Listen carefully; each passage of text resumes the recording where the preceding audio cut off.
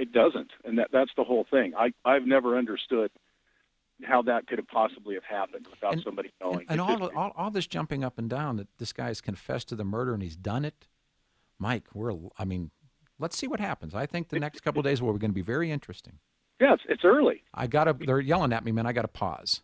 Okay. Thank you. 303-713-8255. I'm a fan. I listen every morning. Where I usually agree with you, I always am uncomfortable the way you go after the parents. My question, will you still apologize or do anything to make up for the way you hounded them into their graves? 303-713-8255. I'm Peter Boyles. It's K-How Radio. Peter Boyles, K-How Radio. I just did Channel 2. That was interesting. Peter, you need to resign. How you affected the Ramsey family. You're unrelenting and vicious. If you have an ounce of honor, resign now. Richard Ogle. All right, let's go here. This is Mike. Mike, you're on the show. Good morning. Good morning, Peter. Hey, man. Hey, Peter, if all those emails you wrote, I guess you could put my name on those too, because I still believe that the Ramseys are guilty. This guy, I think, when all it comes down and plays out, I think this guy has been on the internet, found out a whole lot of stuff about this case. No, his ex-wife said he was, and his brother both say that he was enamored by this case and the Class case, and spent all of his time reading about it, and apparently was told by somebody that he should write a book about the Ramsey story. Well, I just, if we've got to be the ones, apologizing, what is Paula Woodworth going to do? No, I mean, look, there's no apologies. I mean, I guess Silverman apologized. I don't understand why, but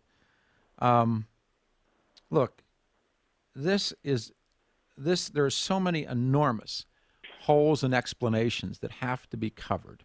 And like I said, I lived this as McKinley did for a couple of years, and I think if you heard Carol, you heard the enormous skepticism in Carol's voice.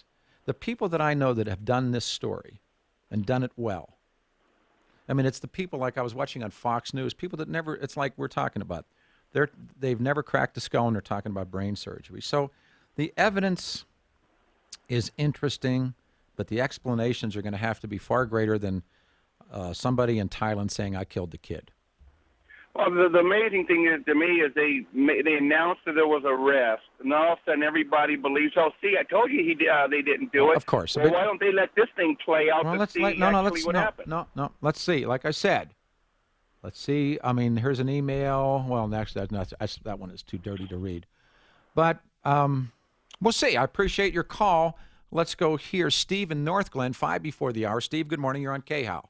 Hi, Pete. Hey, Steve. What's happened here is just proof that real life is much stranger than any kind of fiction that could be dreamed up. Yeah, the truth is always better than the book. Well, it is. And what I'm thinking now is that the Boulder police may have screwed up so far and away worse than anybody imagined that this is just compromised, and that maybe if it is true, what they've done is just unforgivable. Well, no, I mean, look, the Boulder cops blew it, but so. I mean, that isn't what this is about at this point. Here's the wire service. The woman who said she was the ex-wife of the former Petaluma teacher told KGO television in San Francisco this morning they got divorced after his arrest on pornography. The woman, who the station identifies as Laura Carr, said her ex-husband spent enormous amounts of time reading on the cases of the Ramseys and Petaluma resident Polly Klaas, who was abducted and murdered in '93. She says she doesn't believe her former husband was any way involved in the Ramsey killing, and she said she was with him in Alabama the night of the homicide. Oh, yeah, but you've heard that kind of stuff before, too. But let's see. It could be false, too. No, well, like I said, but what's in it for her? In other words, you always have to look for motive. This is a guy that disappears on her, and she has 3 kids. Well, that may be true. But like I said, there's all kinds of coulda, shoulda, wouldas. The brother says that he thinks he has photographs of them together that night. We'll see. And the dad said he thought the guy was dead. So what a bizarre series of stories. Thank you. All right, let's go here. Larry in Littleton. A couple minutes until 7. Larry, good morning. You're on K-How Radio. Hi, Pete. It's interesting to hear these knee-jerk emails that you're receiving. It's all right. I'd hate to be a defendant with an assembly of these people on the jury. No. Listen, it's cool because I guess they must think that I'm not going to read them on the air. I mean, look, this story, the people who really know the story and understand what really or what they believe really happened that night, and understand that the linchpin in all of this is Michael Tracy. Michael Tracy is the University of Colorado journalism professor who years ago did a documentary film. He's tried to make another one. He's tried to shop a book of the innocence of the Ramseys. It's important for his name to be in this. This is not the DA, the Boulder PD, Lou Schmidt, the Fresh Set of Eyes. It's none of these people. This guy gets in a series of email exchanges with Michael Tracy. And Michael Tracy then apparently talks the Boulder DA into naming Carr as the prime suspect. I have a lot of skepticism about that.